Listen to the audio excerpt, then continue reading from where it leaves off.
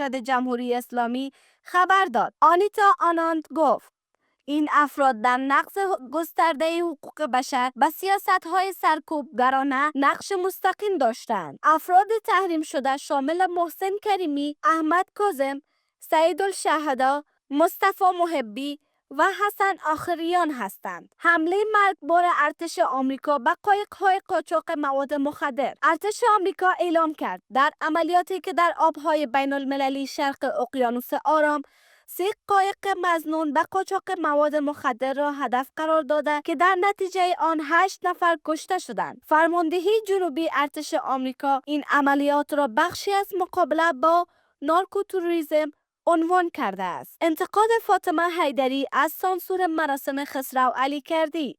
فاطمه حیدری خواهر جواد حیدری از جانباختگان اعتراضات 1401 از سانسور بخش‌هایی از مراسم بزرگداشت